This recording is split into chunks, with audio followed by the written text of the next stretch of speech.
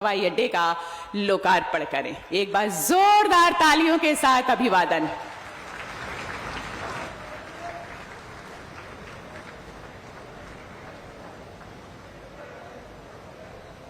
जोरदार तालियों के साथ इस यादगार पल, इस लम्हे को जो कि पूरा विश्व अपनी दृष्टि से नजर गड़ाए है, आज के इस ऐतिहासिक पल के लिए बहुत बहुत बधाइयां, शुभकामनाएं।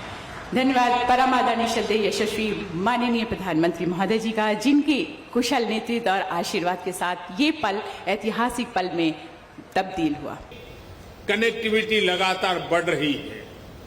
यूपी में नए एयरपोर्ट्स, इससे फ्लाइट हो चुकी है। 8 एयरपोर्ट से तो फ्लाइट शुरू हो चुकी है। 8 या 9, इसके साथ 9, यानी 8 हो चुकी है, आज 9वीं। लखनऊ, वाराणसी और कुशीनगर के बाद जेवर भी इंटरनेशनल एयरपोर्ट पर तेजी से काम चल रहा है। इसके अतिरिक्त अयोध्या, अलीगढ़, आजमगढ़, चित्रकूट, मुरादाबाद और श्रावस्ती में भी नए एयरपोर्ट पर काम चल रहा है। यानी एक प्रकार से यूपी के अलग अलग अंचलों में हवाई मार्ग से कनेक्टिविटी बहुत जल्द, बहुत मजबूत हो जाएगी। मुझे ये भी जानकारी दी गई है कि अगले कुछ सप्ताह में दिल्ली और कुशीनगर के बीच स्पाइस जेट द्वारा सीधी उड़ान शुरू किया जा रही है। और ज्योतिरादित्य जी ने और भी कुछ डेस्टिनेशन बता दिए हैं।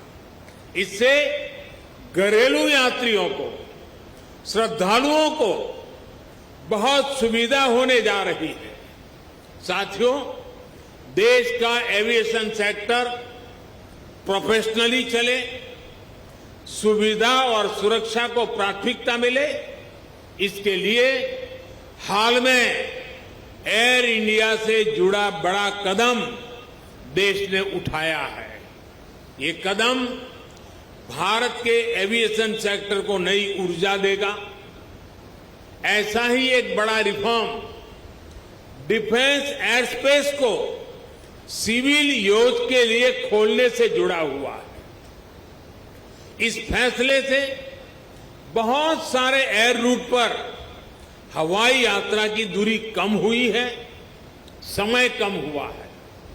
भारत के युवाओं को यही बेहतर ट्रेनिंग मिले, इसके लिए देश के 5 एयरपोर्ट्स में 8 नई फ्लाइंग एकेडमी स्थापित करने की भी प्रक्रिया शुरू की गई है। ट्रेनिंग के लिए एयरपोर्ट के उपयोग से जुड़े नियमों को भी सरल किया गया है। भारत द्वारा हाल में बनाई गई ड्रोन नीति भी देश में कृषि से लेकर स्वास्थ्य तक, डिजास्टर मैनेजमेंट से लेकर के डिफेंस तक जीवन को बदलने वाली है।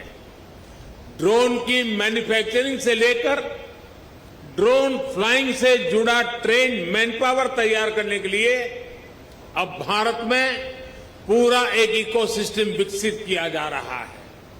ये सारी योजना, सारी नीतियां तेजी से आगे बढ़े, किसी तरह की कोई रुकावट ना आए, इसके लिए हाल ही में पीएम गति शक्ति नेशनल मास्टर प्लान भी लॉन्च किया गया है। इससे गवर्नेंस में तो सुधार आएगा ही, ये भी सुनिश्चित किया जाएगा कि सड़क हो, रेल हो, हवाई जहाज हो, ये एक दूसरे को सपोर्ट करें, एक दूसरे की क्षमता बढ़ाएं। भारत में हो रहे इन निरंतर रिफॉर्म्स का ही परिणाम है कि भारतीय सिविल एविएशन सेक्टर में 1000 नए विमान जुड़ने का अनुमान लगाया गया है।